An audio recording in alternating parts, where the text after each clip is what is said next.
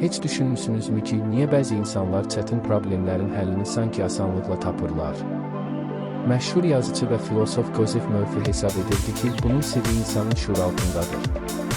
Onun fikrincə, yatmazdan əvvəlki son dəqiqələr şuuraltının ən aktiv olduğu vaxtdır. Bu zaman beynimiz gün ərzində topladığı məlumatları emal edir, yeni əlaqələr yaradır və bəzən uzun müddət cavab tapa bilmədiyimiz suallara gözlənilməz həll yolları hazırlayır. Murphy'nin təlimindən ilhamlanan üsula görə yatmazdan əvvəl sakitləşin, telefonu və televizoru kənara qoyun, gözlərinizi yumun və həll etmək istədiyiniz məsələni təsəvvür edin. Sonra tam inamla bir neçə dəfə bu iki sözü təkrarlayın. Həll yolunu göstər. Bu sözləri sadəcə demək kifayət deyil. Onları səmimi şəkildə hiss edin və şuuraltınıza etibar edin. Özünüzü məcbur edib gecə boyu problem haqqında düşünməyin.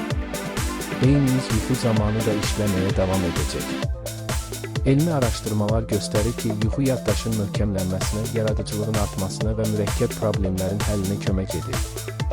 Buna görə də bir çox insan səhər oyandıqda ağlına yeni fikir gəldiyini və ya əvvəllər görə bilmədiyi çıxış yolunu gördüyünü söyləyir. Səhər oyandıqdan sonra ağlınıza gələn fikirləri və ya gördüyünüz yuxuları qeyd edin. Bəzən ən dəyərli ideyalar məhz həmin anlarda yaranır. Ancaq vacib bir həqiqəti unutmayın. Heç bir söz və ya üsul əməl etmədən arzuları reallaşdırmır. Şuuraltı sizə istiqamət göstərə bilər, lakin məqsədinizə çatmaq üçün addımları yenə də özünüz atmalısınız. Bəlkə də həyatınızı dəyişəcək ilk addım çox sadədir. Bu gecə yatmazdan əvvəl sakitcə özünüzə deyin. Həll yolunu göstər. Kim bilir, bəlkə də sabah səhər sizi yeni bir fikir, gözlənilməz bir həll yolu və ya həyatınızı dəyişə biləcək bir qərar gözləyir.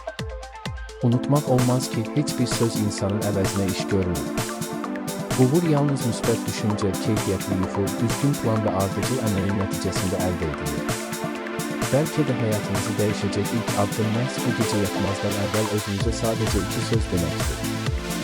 Həll yolunu göstər.